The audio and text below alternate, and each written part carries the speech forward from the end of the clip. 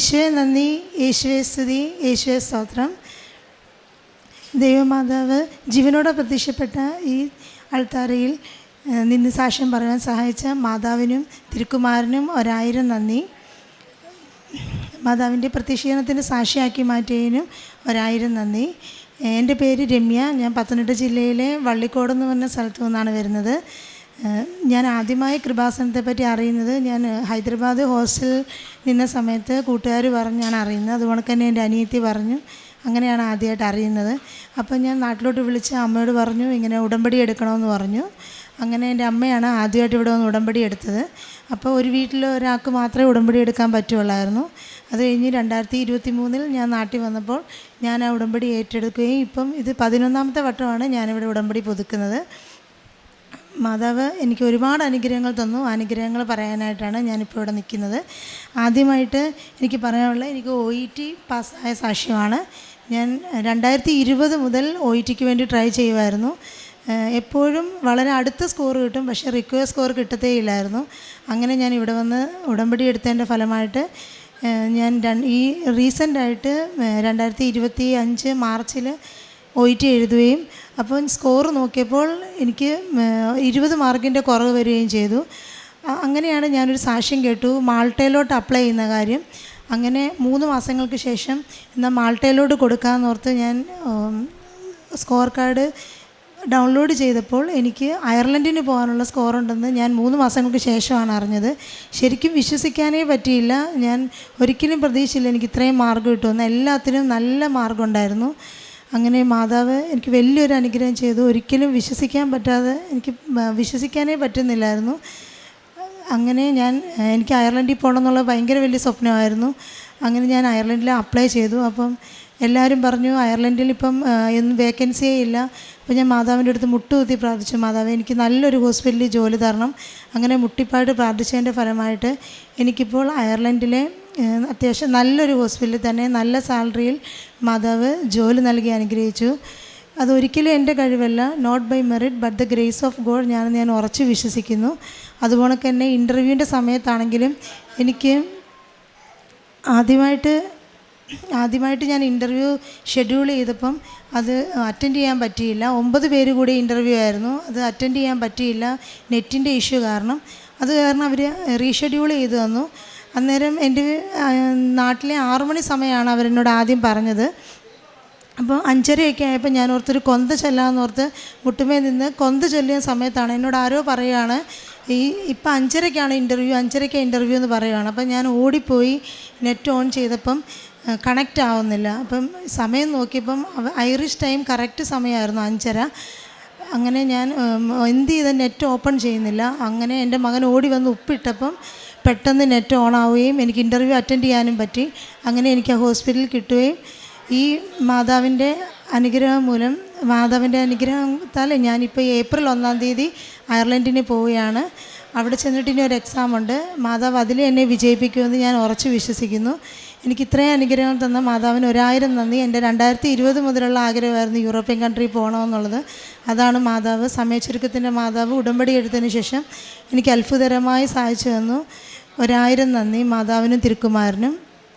എൻ്റെ 2ാമത്തെ സാക്ഷ്യം, എനിക്ക് ഭയങ്കരമായ ഒരു സ്കിൻ ഡിസീസ് വന്നു. എൻ്റെ ദേഹം മുഴുവൻ ചൊറിഞ്ഞു പൊട്ടുകയും യൂണിഫോം പോലും ഇടാൻ വയ്യാത്തൊരവസ്ഥയായിരുന്നു.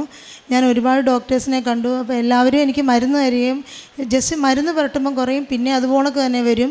അങ്ങനെ എനിക്ക് ഈ മരുന്നുകൾ കഴിച്ച് വയറിന് മൊത്തം ബുദ്ധിമുട്ടായി. അങ്ങനെ ഞാൻ ഭയങ്കര സങ്കടത്തിലായി. അങ്ങനെ ഞാൻ മരുന്ന് കഴിക്കുന്നത് പൂർണ്ണമായിട്ട് നിർത്തിയിട്ട് ഉടമ്പടി വസ്തുക്കൾ മാത്രം ഉപയോഗിച്ചു. ഉടമ്പടി ഉപ്പ് ഇട്ട് കുളിച്ചു. അതുകൊണ്ട് തന്നെ തൈലം ദേഹത്തെല്ലാം പുരട്ടും, തേൻ കഴിക്കും. 2 ആഴ്ചക്കുള്ളിൽ എൻ്റെ മൊത്തം സ്കിൻ ഡിസീസ് മാറി. ഇപ്പോൾ എനിക്ക് ശരീരത്തൊരു പാടുപോലും ഇല്ല. അങ്ങനെ എൻ്റെ പൂർണ്ണമായിട്ട് മാറിക്കിട്ടി. ഇതാണ് എൻ്റെ 2ാമത്തെ സാക്ഷ്യം. പിന്നെ എൻ്റെ 3ാമത്തെ സാക്ഷ്യം, ഞങ്ങൾക്ക് 3 മുറി കടയാണുള്ളത്. അപ്പം അവിടെ ഞങ്ങൾ ഒരു ചേച്ചിക്ക് വാടകയ്ക്ക് കൊടുത്തേക്കുമായിരുന്നു അതിൻ്റെ ഒരു മുറി. അപ്പോൾ ആ ചേച്ചി ഒരു ദിവസം എന്നോട് വന്ന് പറഞ്ഞു മോനാണെങ്കിൽ വെളിയിൽ പോകാനായിട്ട് പൈസ ഇല്ല. അന്നേരം എനിക്ക് ഭയങ്കര വിഷമം തോന്നിയിട്ട് ഞാൻ അമ്മയോടും ഒന്നും പറയാതെ ഞാൻ എൻ്റെ ഒരു വളയെടുത്ത് ആ ചേച്ചിക്ക് പണയം വെക്കാനായിട്ട് കൊടുത്തു. അപ്പോൾ ഒരാഴ്ചയ്ക്കുള്ളിൽ തിരിച്ചു തരാമെന്ന് പറഞ്ഞാണ് ആ ചേച്ചി എൻ്റെ കയ്യിൽ നിന്ന് മേടിച്ചത്. അത് കഴിഞ്ഞ് ആ ചേച്ചി ഒരു ദിവസം ഒന്നും പറയാതെ കട പൂട്ടി ചാവിയും ആയിട്ട് പോയി. എവിടെയാണെന്നൊന്നും അറിയത്തില്ല. അപ്പം ഞാൻ ഇവിടെ വന്ന് ഉടമ്പടി എടുത്തു. അമ്മേ മാതാവേ, ഞങ്ങളുടെ ചാവി കിട്ടണേ, അതുകൊണ്ട് തന്നെ എൻ്റെ വളയും തിരിച്ച് കിട്ടണേ എന്ന് ഞാൻ പ്രാർത്ഥിച്ചു. അങ്ങനെ മാതാവിനോട് പ്രാർത്ഥിച്ചതിൻ്റെ ഫലമായിട്ട് ഒരാഴ്ച കഴിഞ്ഞപ്പം ആ ചേച്ചിയുടെ മോള് വന്ന് ഞങ്ങളുടെ കടയുടെ ചാവിയും അതുകൊണ്ട് തന്നെ എൻ്റെ വളയും തിരിച്ചു കൊണ്ടെത്തുന്നു. ഭയങ്കര അത്ഭുതമായിരുന്നു. അവരെവിടെയാണെന്ന് പോലും ഞങ്ങൾക്ക് അറിയത്തില്ലായിരുന്നു. അങ്ങനെ മാതാവിൻ്റെ അനുഗ്രഹത്താൽ എനിക്ക് എൻ്റെ കടയുടെ ചാവിയും വളയും തിരിച്ചു കിട്ടി. അതാണ് എൻ്റെ മൂന്നാമത്തെ സാക്ഷ്യം. അതുപോലെ തന്നെ ആ പോയതിന് ശേഷം ഞങ്ങളുടെ കടമുറി ആരും വാടകയ്ക്ക് എടുക്കുന്നേ ഇല്ലായിരുന്നു. അപ്പം ഞാൻ അത് ഉടമ്പടി വെച്ചായിരുന്നു. ഇപ്പം ഉടമ്പടി വെച്ചതിൻ്റെ ഫലമായി മാതാവിൻ്റെ അനുഗ്രഹത്താൽ ഞങ്ങളുടെ 3 മുറി ഇപ്പോൾ വാടകയ്ക്ക് കൊടുക്കാനും അവിടെ ഇപ്പം നല്ല രീതിയിലൊരു ട്യൂഷൻ സെൻറ്റർ പ്രവർത്തിക്കുകയാണ്. അമ്മയ്ക്കും തിരുക്കുമാരനും 1000 നന്ദി. ഞങ്ങൾക്ക് ഇത്രയും അനുഗ്രഹങ്ങൾ തന്ന ദൈവകുമാരനും മാതാവിനും 1000 നന്ദി. കാരുണ്യ പ്രവൃത്തികൾ ഞാൻ എപ്പോൾ ഇവിടെ വന്നാലും എല്ലാ മാസവും വരാൻ പറ്റത്തില്ലെങ്കിലും മാക്സിമം എല്ലാ മാസവും വരാൻ ശ്രമിക്കാറുണ്ട്. അപ്പം 3 കെട്ട് അല്ല 4 കെട്ട് പത്രം വീതം മേടിച്ച് ഗവൺമെൻറ് ഹോസ്പിറ്റൽ, അനാഥാലയം, അങ്ങനെ എല്ലായിടത്തും കൊണ്ട് കൊടുക്കാറുണ്ട്. ചിലവർ സന്തോഷത്തോടെ സ്വീകരിക്കും, ചിലവർ വേണ്ടെന്ന് മുഖത്ത് നോക്കി തന്നെ പറയും. ഞങ്ങളെ ചില സ്ഥലത്തു നിന്നൊക്കെ ഇറക്കി വിട്ടിട്ടുണ്ട്. എന്നാലും അതൊന്നും ശ്രദ്ധിക്കാതെ ഞാൻ എല്ലാ മാസം തന്നെ മേടിച്ചു കൊടുക്കാൻ ശ്രമിക്കാറുണ്ട്. പിന്നെ ഞങ്ങളുടെ വീടിനടുത്തൊരു അനാഥാലയമുണ്ട്. അവിടെ എന്ത് വിശേഷ അവസരങ്ങളും എല്ലാം ഞങ്ങൾ അവിടെ പോവുകയും അവർക്ക് അവിടെ പൈസ കൊടുക്കുകയും ചെയ്യും. അതുപോലെ തന്നെ മാനസിക വിഭ്രാന്തിയുള്ളവരുടെ ഒരു അനാഥാലയമുണ്ട്. അവിടെ എല്ലാ മാസവും ഞങ്ങൾ പൊതിച്ചോറ് കൊടുക്കുന്നുണ്ട്. പിന്നെ ഞാനൊരു യാക്കോബായ വിശ്വാസിയാണ്. അപ്പം ഞങ്ങളുടെ ഒരു അച്ഛനാണെങ്കിൽ വീട് വിൽക്കുന്നില്ല എന്ന് പറഞ്ഞ് ഭയങ്കര സങ്കടത്തിലായിരുന്നു. അച്ഛൻ്റെ വീടും കുറേ സ്ഥലവും. അപ്പോൾ എൻ്റെ അമ്മയാണെങ്കിൽ അച്ഛന് ഉപ്പ് കൊടുക്കുകയും അച്ഛനത് ആ വീട്ടിൽ കൊണ്ടിട്ടതിൻ്റെ ഫലമായി മാതാവിൻ്റെ അനുഗ്രഹത്താൽ അച്ഛൻ്റെ വീടും സ്ഥലവും 2 ആഴ്ചയ്ക്കുള്ളിൽ തന്നെ വേറെ ആൾക്കാർ വന്ന് മേടിച്ച് അത് രജിസ്ട്രേഷൻ നടക്കുകയും ചെയ്തു. മാതാവിൻ്റെ അനുഗ്രഹത്താൽ അങ്ങനെ ഒരുപാട് അനുഗ്രഹം കിട്ടിയിട്ടുണ്ട്. എൻ്റെ മോനാണെങ്കിലും ഞാൻ അവനെ ഒരു വലിയ സ്കൂളിൽ കുറേ നല്ല ഡൊണേഷൻ കൊടുത്ത് ചേർത്തായിരുന്നു.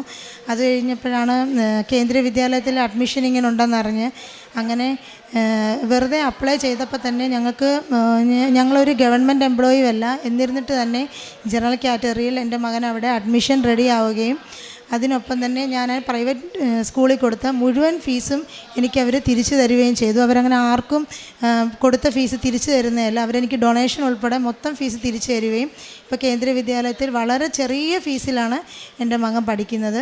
അങ്ങനെ ഈ ഒരു ഉടമ്പടി എടുത്തതിന് ശേഷം മാതാവ് എനിക്ക് തന്ന അനുഗ്രഹങ്ങൾ ഒരുപാട് വലുതാണ്. എന്ത് പ്രശ്നമുണ്ടെങ്കിലും മാതാവ് നോക്കിക്കോളും എന്നൊരു വിശ്വാസമാണ്. ഇപ്പം ഹോസ്പിറ്റലിലാണെങ്കിലും എന്തെങ്കിലും പ്രശ്നം ഉണ്ടായെങ്കിൽ തന്നെ അത് മാതാവിനോട് ജസ്റ്റ് പ്രാർത്ഥിക്കുന്നതിന് മുമ്പ് തന്നെ അത് എല്ലാ പ്രശ്നങ്ങളും മാറ്റി മാതാവ് നല്ല രീതിയിൽ അനുഗ്രഹിക്കും. നല്ല രീതിയിൽ പേഷ്യനോട് സ്നേഹത്തോട് പെരുമാറാനും എല്ലാവരോടും സ്നേഹത്തോട് പെരുമാറാനും എല്ലാം മാതാവ് എപ്പോഴും സഹായിക്കും. ഇത്രയും അനുഗ്രഹങ്ങൾ തന്ന ദൈവകുമാരനും മാതാവിനും 1000 നന്ദി. ഇനിയുള്ള ജീവിതത്തിലും ഉടമ്പടിയിൽ തന്നെ മുൻപോട്ട് പോകണമെന്നാണ് എൻ്റെ ആഗ്രഹം. ഞാൻ ഈ ഏപ്രിൽ 1 അയർലൻഡിന് പോവുകയാണ്. ഇനിയുള്ള അവിടെ ചെന്നുള്ള എക്സാമിലും ഇനിയുള്ള ജീവിതത്തിലും എല്ലാം മാതാവിൻ്റെ അനുഗ്രഹം കൂടെ ഉണ്ടാവും. നിങ്ങളെല്ലാവരും എനിക്ക് വേണ്ടി പ്രാർത്ഥിക്കണമെന്നും അപേക്ഷിക്കുന്നു. നന്ദി, 1000 നന്ദി.